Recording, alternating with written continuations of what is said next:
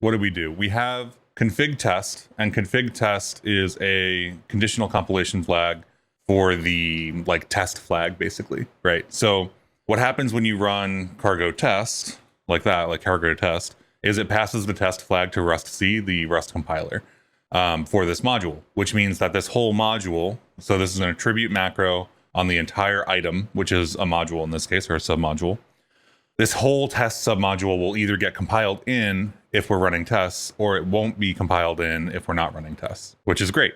And then we get to use super star. So super is the parent module. The parent module happens to be in the same file right now. So this process is part of the parent module, which is why we can access it down here because we brought it into scope. That's typically a super useful thing to do when you're writing tests. We do a const for the input.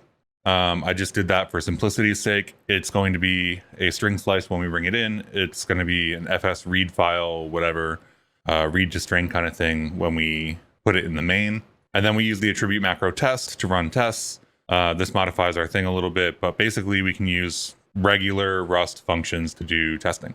So we have function with some random name doesn't matter at all.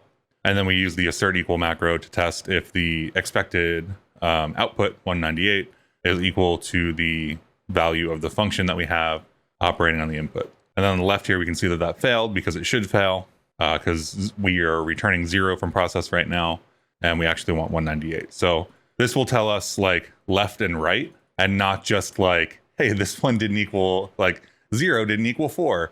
Okay, which one returned 4? Which is something that I really like about the cargo testing macros and stuff. It'll be like on the left-hand side, we had 198. And on the right-hand side, we had this, and they didn't match.